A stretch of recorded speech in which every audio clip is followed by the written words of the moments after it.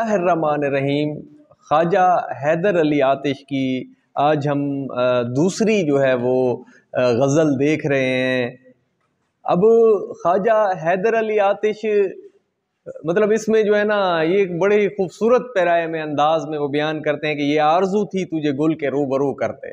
अब देखो इसमें कितनी प्यारी एक छोटी सी कहानी है, आप समझे ना, इधर समझें जरा कि ये आरजू थी तुझे गुल के रूबरू करते, ऐ मेरे महबूब मेरी ये ख्वाहिश थी कि मैं जो है ना एक तरफ तेरा खूबसूरत फूल जैसा चेहरा हो और एक तरफ जो है ना खूबसूरत फूल हो।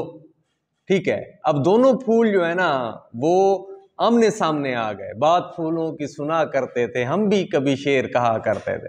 ठीक है, तो अब देखो कि गुलो बुलबुल बहार में देखा, एक तुझको हजार में देखा, जल गया दिल सफ़ेद है आंखें ये तो कुछ इंतजार में देखा, आबले का होना भी दामन गिर तेरे कूचे के खार में देखा। तो अब देखो एक तरफ महबूब का खूबसूरत चेहरा है, एक तरफ जो है ना गुलाब का खूबसूरत फूल है।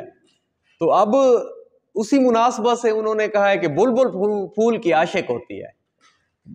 मौलाना मोहम्मद हुसैन आज़ाद अपने एक सफ़रनामे में बयान करते हैं कि वो बैठे होते हैं एक होटल में, तो उसकी सामने खिड़की में से ना एक बुलबुल सर झुकाए फूलों में बैठी होती है, सैकड़ों फूलों में बैठी हुई होती है, सर झुका के। वो उसको देखते हैं उदास है, फिर दोपहर को देखते हैं, फिर शाम को देखते हैं वो वहीं पे मरी पड़ी होती है, उसका दिल फट जाता है उसकी मोहब्बत में, वहाँ से उठती नहीं है वो।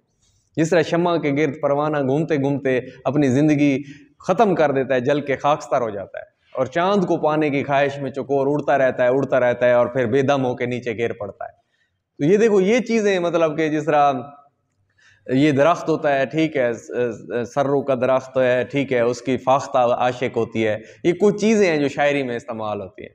तो उसी मुनासबत से ये है कि अब हम और बुलबुल बेताब गुफ्तगू करते, हम अपने महबूब की तारीफ़ कर रहे होते कि हमारा महबूब इतना खूबसूरत है, उसका नाज़ो अदा कैसे है कि मरीज़ मोहब्बत उन्हीं का फसाना सुनाता रहा दम निकलते निकलते, मगर ज़िक्र शाम अलम जब के आया चिराग सहर बुझ गया जलते जलते, इरादा था तर्के ताल्लुक़ का लेकिन फ़रेब तबस्सुम में फिर आ गए हम, अभी खा के ठोकर संभलने न पाए कि फिर खाई ठोकर संभलते संभलते, उन्हें ख़त में लिखा कि दिल मुस्तरब है जवाब उनका आया मोहब्बत न करते, तुम्हें दिल लगाने को किसने कहा था बहल जाएगा दिल बहलते बहलते।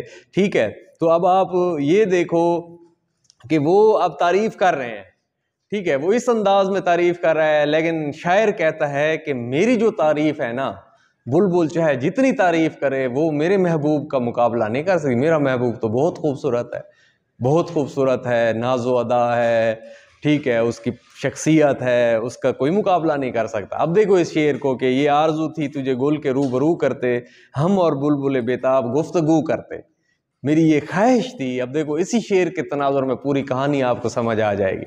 तो पैगंबर ना मुयस्सर हुआ तो खूब हुआ, जैसे कहते हैं ना हर हाल में शुक्र अदा करना, हर हाल में शुक्र, अल्लाह ताला का शुक्र अदा करना चाहिए। पहले ज़माने में यही था ना कि मतलब कि कासिद ढूंढना पड़ता था महबूब तक पैगाम पहुंचाने के लिए, पैगाम रसा कासिद ढूंढना पड़ता था, वो ख़त जाके देता था, फिर इंतज़ार करना पड़ता कई कई दिन, फिर महबूब ख़त देता था, फिर कासिद को बुलाता था, फिर लेके आप तक पहुंचता था। कितने जज्बे खूबसूरत हुआ करते, ठीक है, और घर कच्चे हुआ करते थे, लोग सच्चे हुआ करते थे, और कोई जो है ना वो चिलमन चिलमन से जो है ना महबूबा झांक रही है और साइकिल के ऊपर आशिक गली में से गुजर रहा है। ठीक है, चाहे कोई भी काम घर वाले बताते थे कि जाओ करो, बाजार में जाने के महबूब की गली में पहुंच जाता था। ठीक है, यानी कोई भी काम वो हवास के ऊपर उसके वो वही महबूब और मोहब्बत छाए हुए थे। आजकल तो ये व्हाट्सएप का दौर है और यहाँ से अब 1 सेकंड में मैसेज करें अमेरिका पहुंच जाता है, वो जज्बे खत्म हो गए हैं। पहले ज़माने में वो कासिद ढूंढते थे कि पैगाम ना मुयस्सर हुआ तो खूब हुआ, कोई बात नहीं, अगर पैगाम पहुंचाने वाला नहीं मिला तो अच्छा ही हो गया, अल्लाह के हर काम में बेहतरी होती है। ज़बान गैर से क्या शरह आरजू करते, तो भाई हम अपनी मोहब्बत का इजहार अब किसी और की ज़बान से करें, ये अच्छी बात नहीं मालूम होती कि हमारा कासिद उसे जाके बताए कि तुम मोहब्बत करता है कोई आशिक है, इससे बेहतर ये नहीं मिला तो अच्छा हो गया है।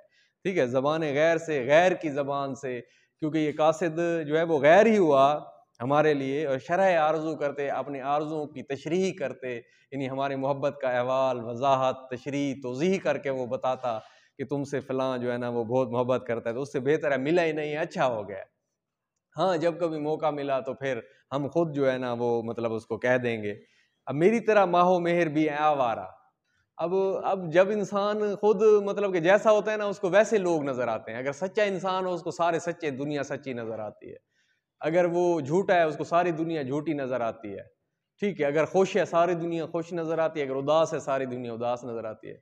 तो सारा दिन जो है ना महबूब के दीदार के लिए उसके गली के चक्कर लगाना, उसको देखना, उसका सोचना, जब ये सारा महबूब हवास के ऊपर इतना छाया हुआ हो, तो वो अब आशिक ने जब सूरज और चांद की तरफ देखा तो उसने कहा ये भी किसी महबूब की तलाश में, मुझे लगता है मेरी तरह, जिस तरह मैं गलियों के चक्कर लगाता हूँ या महबूब को देखने के लिए। क्योंकि वो जो है ना सूरज जैसे मशरिक से निकलता है ऐसे हरकत करता है, फिर मगरिब में गरूब हो जाता है, फिर चांद आसमान के ऊपर हरकत करता है। तो उसने कहा चलो मैं तो फिरता रहता हूँ, ठीक है। जब बहार आई तो सहरा की तरफ चल निकला, सहने गुल छोड़ दिया दिल मेरा पागल निकला। तो जब आशिकों के ऊपर ये कैफियत आती है तो सहराओं की तरफ चल निकलते हैं, कभी गिरेबान फाड़ते हैं, समझाने वाले उनको समझाते हैं, ठीक है। तो इसी तरह जो है ना वो उसने जब इनको देखा उन्होंने कहा ये भी मेरी तरह आवारा हैं ठीक है, मेरी तरह से माहोमेर भी हैं आवारा, ठीक है, घूमते रहते हैं फिरते रहते हैं, मटर गश्त करते रहते हैं, किसी हबीब की ये भी हैं जुस्तजू करते। अच्छा, हमेशा मैंने गिरेबान को चाक चाक किया, मैंने अपने गिरेबान को फाड़ डालता था, है फुसचार गिरा कपड़े की किस्मत गालिब, जिसकी किस्मत में हो आशिक का गिरेबां होना। हर वक्त मैं फाड़ डालता था, जनू सामा था, आशिकी छाई हुई थी सर के ऊपर, ठीक है। तमाम उम्र रफूगर के रहे, रफू करते, रफूगर वो होता है जिस तरह दर्जी होता है कपड़े को सीने वाला, कपड़ा फटा हुआ है रफू करने वाला, मसीहा इलाज करने वाला, डॉक्टर, ये सारे मायने इसी में आते हैं। तो समझाने वाले दोस्त अहबाब होते समझाते हैं कि यार तुम क्या कर रहे हो, ये रास्ता प्यार का रास्ता, रसन का दार का रास्ता बहुत दुश्वार है जाना, इस रास्ते का हर जर्रा एक कोसार है जाना, मेरे बारे न तुम सोचो तुम अपनी बात बतलाओ, कहो तो चलते रहते हैं कहो तो लौट जाते हैं। तो वो मुझे समझाते थे ये रास्ता बहुत मुश्किल है, इससे ना वो करो, लेकिन मैंने हमेशा अपना गिरेबां चाक कर, उस वक्त इंसान को समझ नहीं आती, लेकिन जब ठोकरें खाता है फिर समझ आ जाती है। तो न पूछ आलम बरगुश्ता तालई आतिश। कुछ लोग होते हैं सोने को हाथ लगाते हैं वो मिट्टी हो जाता है, कुछ मिट्टी को हाथ लगाते हैं सोना हो जाए। नसीब की बात है बेटा, नसीब का बड़ा अमल दखल होता है, याद रखना। यहाँ पे भी फ्रंट में बैठे हुए जो बच्चे हैं, ठीक है, और उनके नीचे पीछे बैठे हुए हैं जो इतने लायक भी नहीं है, लेकिन अमली जिंदगी में इतने कामयाब हो जाएंगे जिसकी कोई हद हिसाब भी नहीं, हमने आंखों से देखा है।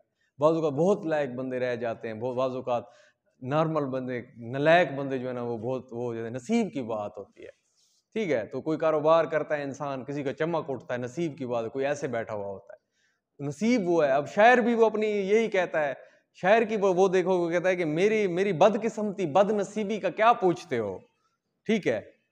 मेरी बदनसीबी ये है कि मैंने अल्लाह ताला से दुआ की, अल्लाह आसमान से बारिश तो बरसा आज अपनी रहमत की, अल्लाह ने बारिश बरसा दी, लेकिन दर हकीकत वो बारिश जो थी वो आग की बारिश थी। बदकिस्मती है, बदनसीबी है, उसने हर चीज को जलाकर खाकस्तर कर दिया, नसीब को भी भस्म कर दिया, हर चीज वो कर दी। तो इसलिए बेटा खुश नसीबी हो ना, दुआ जब की जाती है ना कि खुश बख्त अल्लाह दे, औलाद दे, नेक बख्त दे, बख्त अच्छे हो, नसीब अच्छा हो। जो इंसान तरक्की बुलंदियों को छूते हैं तो उनका नसीब उनको बहुत आगे ले जाता है। तो शायर अपनी मतलब कम नसीबी की बात इस शेर में कर रहा है कि मैं जब कभी दुआ करता था बारिश हो, तो बारिश होती थी, जरूर होती थी, लेकिन आसमान से आग की बारिश पड़ती। तो इसलिए जो है ना अल्लाह ताला से दुआ करनी चाहिए कि अल्लाह ताला हमारा नसीब जो है वो अच्छा करे।